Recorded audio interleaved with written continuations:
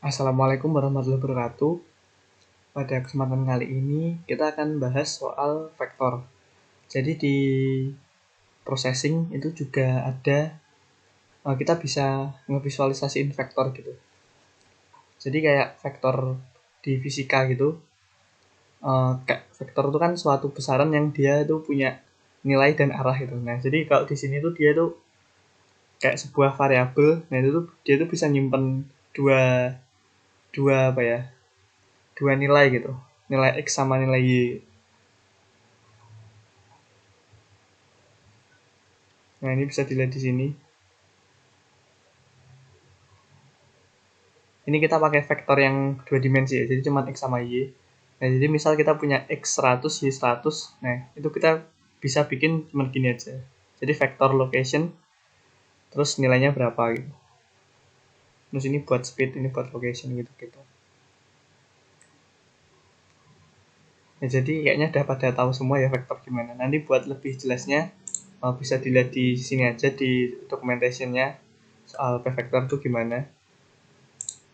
Nah, jadi kita langsung ke praktikumnya aja. Buat yang pertama kita bikin bouncing ball pakai p-vektor. Jadi nanti animasinya bolanya bakal mantul-mantul gitu. Nah, ini coba di copy aja code-nya, disalin ya. Nah, nanti akan jadi seperti ini. Ini buat code yang bouncing ball tadi. Nah, ini aku jelasin sedikit aja. Jadi ini nanti dia pertama nginisialisasiin p-vektor, location sama velocity, terus nge-setup ukurannya 200 kali 200, di smooth, backgroundnya putih, terus dia nilai location sama velocity-nya dideklarasi 100 sama 2,5 sama 5. Nah, terus masuk ke draw, dibikin no stroke, jadi nggak ada garisnya. Terus fill, buat fill-nya ini ada dua parameter, berarti nilai grayscale sama alpha-nya 55 terus 10. Terus bikin kotak itu ukuran ininya ya, jadi dari 0 sampai width sama height segini. Habis itu nilai location-nya ditambahin sama velocity. Jadi di p-vektor ini ada suatu metode namanya add. Nah, jadi kalau misalkan kayak gini, si vector location bakal di-add sama si velocity.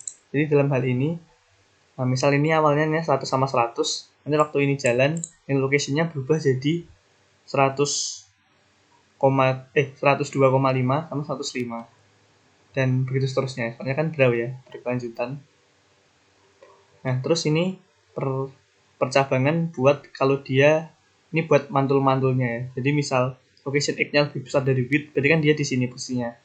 Atau location-nya kurang dari 0, berarti di sini. Berarti nanti dia velocity-nya dikali min 1 tuh, di arah kebalikannya. Terus sama juga kayak yang ini buat kasus yang Y. Setelah itu untuk ngepresentasiin si location sama velocity-nya ini, nah kita bikin circle ini. Kita bikin ellipse dengan stroke 0, terus fill-nya 175 dengan lokasinya di titik location.x, location.y sama ukurannya 16 kali 16. Nah, kalau dijalanin jadinya kayak gini. Nah, jadi dia bakal ngemantul-mantul gini aja.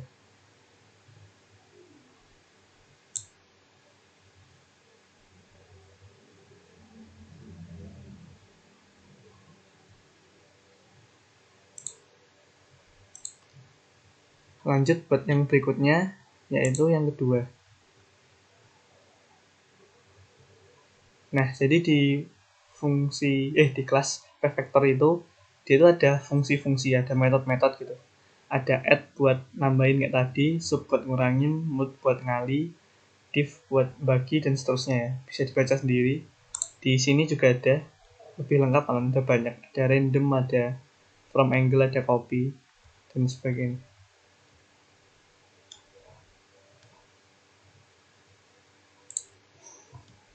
Nah, tadi kita udah nyoba bikin pakai add ya tadi.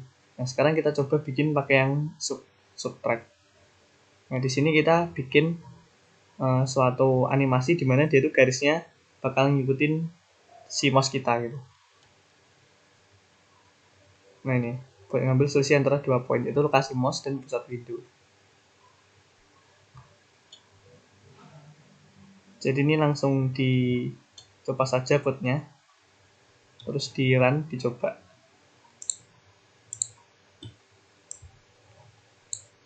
Ini untuk code-nya. Jadi yang pertama di setup, mau ukurannya 2x200, terus di smooth. Habis itu untuk draw-nya background dikasih warna putih. Nah, terus di sini ada 2 p-vektor yaitu mouse sama center.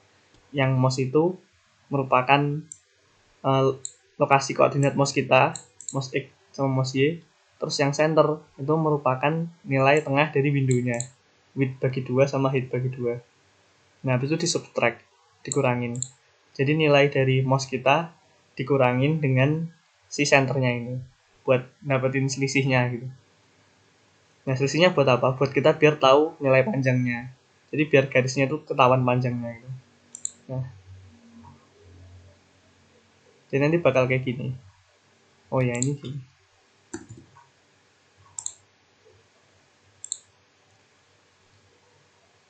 Jadi jangan lupa ditranslate dulu segini.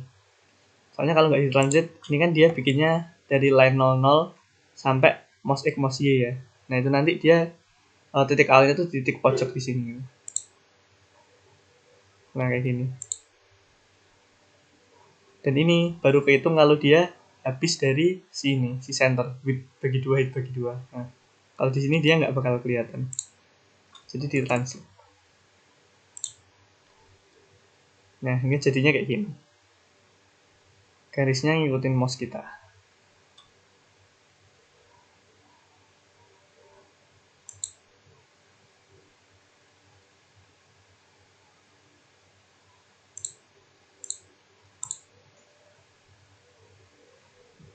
Setelah itu lanjut buat yang ketiga, yaitu motion.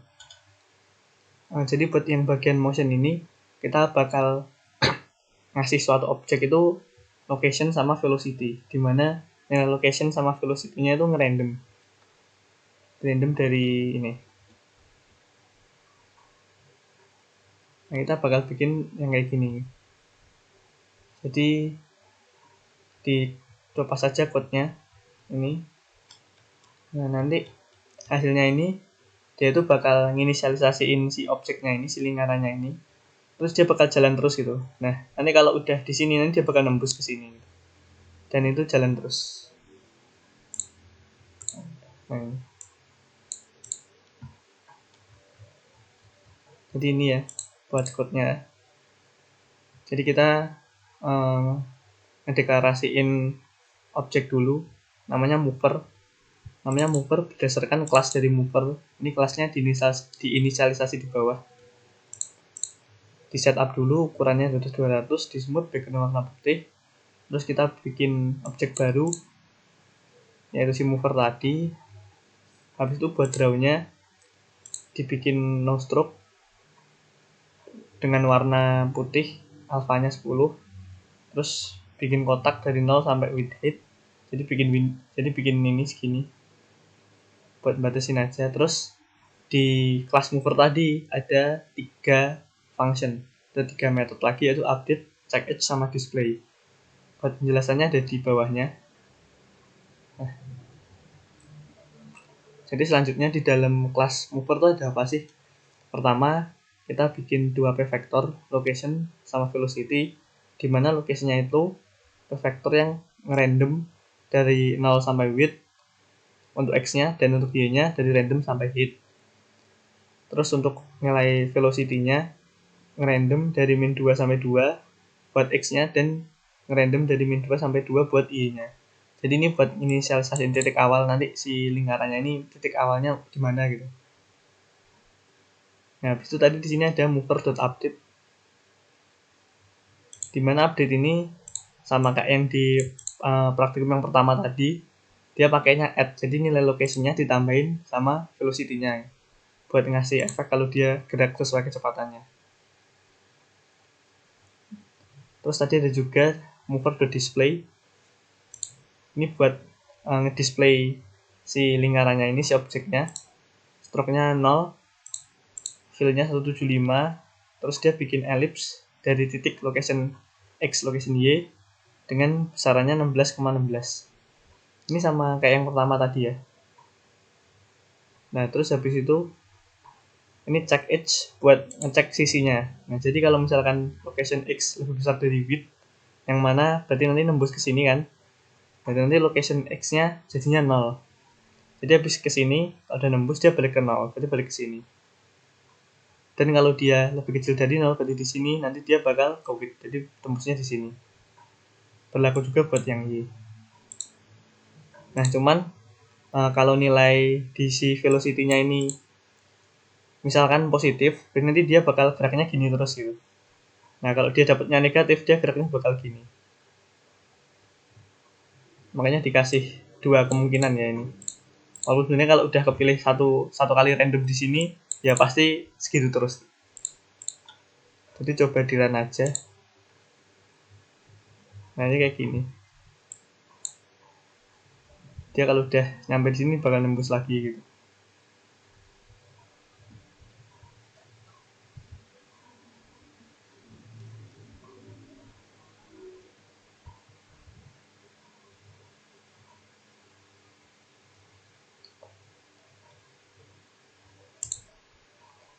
Lanjut berarti yang terakhir. Itu bikin seperti yang di praktikum 3 tadi, cuman dia ngikutin mouse kita. Jadi objek-objek si lingkarannya itu ngikutin mouse kita dan berakselerasi, speednya itu nyesuaiin sama gerakan kita. Nah, biar ada gambaran dikit nanti jadinya kayak gini. Nah, ini.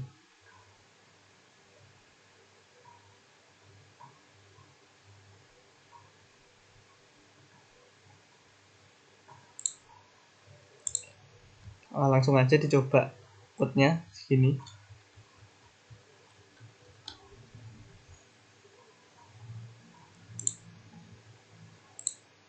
Terus kalau udah nanti jadinya kayak ini tadi ya. Nah, jadi kita bikin array of object. Jadi si mover ini tadi kita bikin jumlahnya 20 gitu. Kalau dilihat ini tuh jumlahnya ada 20 bolanya. Habis itu di setup ukuran 200x200, di smooth background putih. Habis itu inisialisasiin tiap elemen dari array tadi ya. Nah, ini kan kita bikin array movers jumlahnya 20 dengan tipenya si mover, class mover. Nah, itu perlu diinisialisasiin. Jadi yang buat mastiin semuanya bakal jadi class mover. Habis itu di draw. Ini draw kotakan di sininya. Nah, habis itu buat tiap-tiap bulannya bakal dipanggil ini mover.update, check edge, sama display, sama kayak yang nomor 3 tadi. Nah, setelah itu, buat kelas mover sendiri, sekarang elemennya ada 4, yaitu prefactor location buat lokasi, velocity buat speednya, kecepatannya, acceleration untuk percepatannya, percepatan buat nyampe ke si float top speed ini. Terus diinisialisasi nilai awalnya. Untuk location-nya random dari 0 sampai width buat X, dan buat Y-nya dari random dari 0 sampai height. Terus velocity-nya 0 nilai awalnya. Speed awalnya 0, terus top speed-nya 4. Nah, buat selanjutnya terus buat class mover tadi kan ada function update. Nah, di sini update-nya. Di dalam update bakal ada dua prefactor lagi, yaitu mouse sama direction. Mouse-nya ini prefactor buat nyimpen koordinat mouse kita. Terus yang direction itu hasil subtract dari mouse sama location-nya. Jadi buat nyari tahu dari posisi location si bolanya, nah sama mouse kita itu tuh jaraknya seberapa gitu. Jadi bisa tahu, oh berarti nanti arahnya, misal ini bolanya di sini terus mouse kita di sini, oh berarti nanti arahnya harus ke sini gitu. Setelah itu nilai direction tadi dinormalisasi, terus di skala, di scale 0,5, nah, terus didapetin nilai dari dir-nya ini tadi itu buat jadi nilai acceleration-nya, jadi nilai percepatannya. Nah setelah itu, karena tadi kan velocity-nya speed-nya 0, jadi dia nggak gerak kan. Nah kita tambahin si acceleration-nya secara bertahap gitu, biar kelihatan dari 0 ke titik top speed-nya. Nah, jangan lupa dibatasin juga pakai fungsi limit, yaitu si velocity di limit biar maksimalnya tuh stop speed, biar nggak lebih tinggi dari itu. Habis itu kayak yang tadi, nilai location-nya di add sama si velocity. Coba kalau ini nggak dipakai, nanti dia speednya jadi nggak karu-karuan nih. Nah.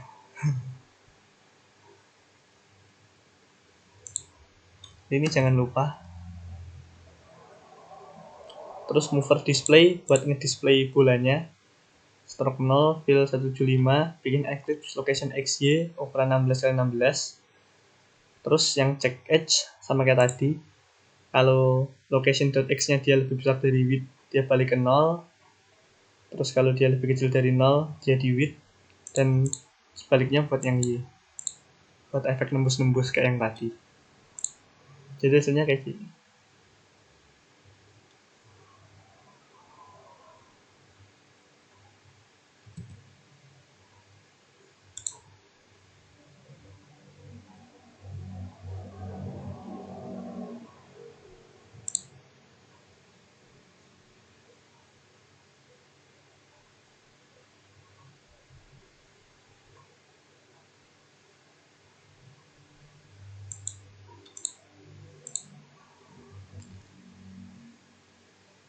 Ya jadi segitu dulu aja, sekian praktikum untuk materi ini. Terima kasih yang udah ngikutin. Assalamualaikum warahmatullahi wabarakatuh.